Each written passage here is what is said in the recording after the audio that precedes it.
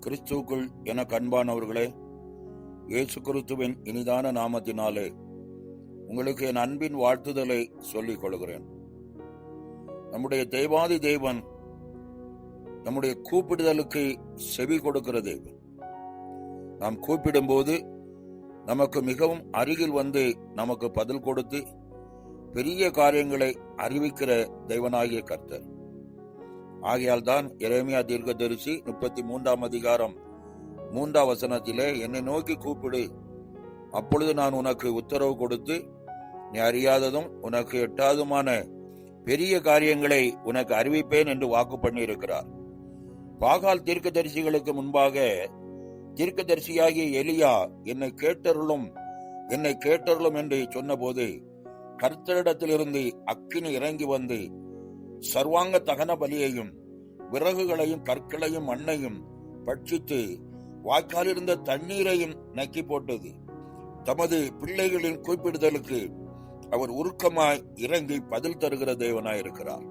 எனக்கு அன்பானவர்களே, வேதத்திலே அநேக திஷ்டாந்தங்களை குறித்து பார்த்தாலும் வேதத்திலே காலேபின் மகளை குறித்து பார்க்கும்போது யோசுவாவின் புஸ்தகம் 15 அதிகாரம் 19 வசனத்திலே, எனக்கு ஒரு ஆசீர்வாதம் தர வேண்டும், எனக்கு வறட்சியான நிலத்தை தந்தீர், நீர்ப்பாய்ச்சலான நிலத்தையும் எனக்கு தர வேண்டும் என்றார். அப்பொழுது அவளுக்கு மேற்புறத்திலும் கீழ்ப்புறத்திலும் நீர்ப்பாய்ச்சலான நிலங்களை காலேப் தன் மகளுக்கு கொடுத்ததை குறித்து பார்க்கிறோம். காலேப் தன் மகள் அக்சாளுக்கு ஒரு நிலத்தை கொடுத்திருந்தான். அந்த நிலம் வறட்சியான நிலம். பிரியமானவர்களே, வறட்சி என்பது எதை குறிக்கிறது என்று பார்க்கும்போது தண்ணீர் இல்லாத இடம் வறட்சி, பலவிதமான வியாதிகள் வறட்சி என்று பார்க்கிறோம். கையின் பிரயாசத்தில் வெறுமை வறட்சியை குறிக்கிறதா இருக்கிறது. மட்டுமல்ல, ஆவிக்குரிய பெருமையும் வறட்சியை குறிக்கிறதா இருக்குது.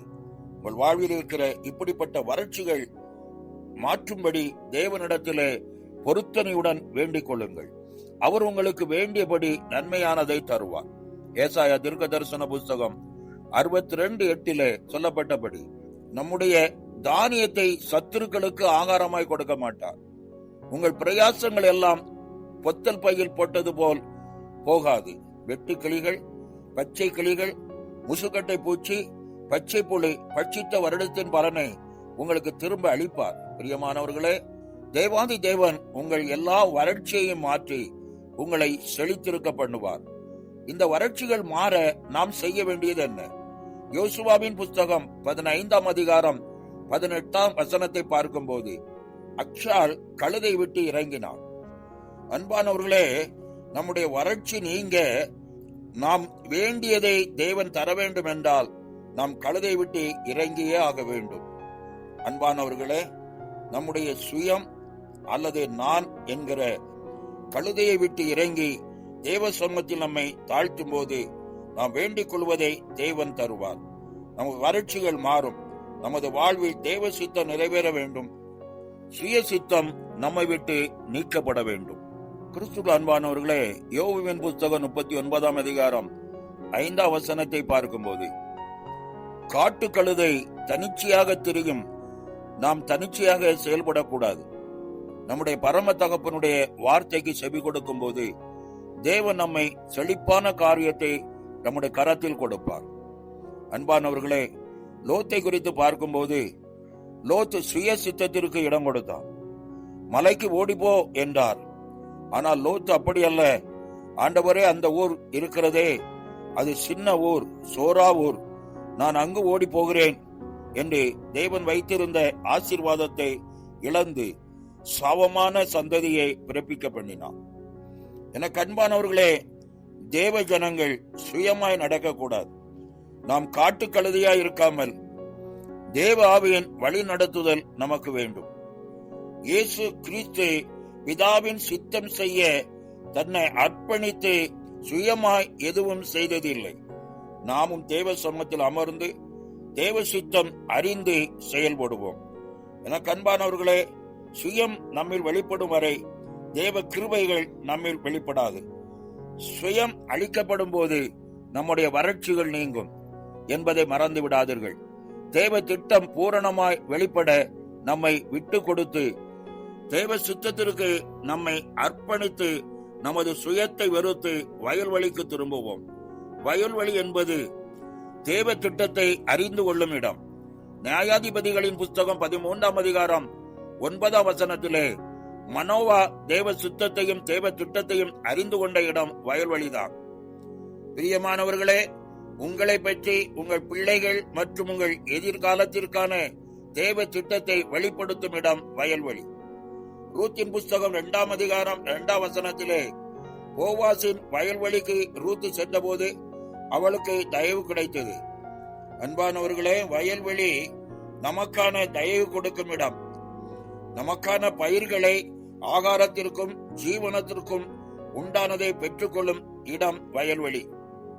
லூக்கா சுவிசேஷம் 2ஆம் அதிகாரம் 10ஆம் வசனத்தை பார்க்கும்போது இயேசு கிறிஸ்து வெளிப்பட போகிற பெரிய தரிசன செய்தி வெளிப்படுத்தப்பட்ட இடம் வயல்வெளி.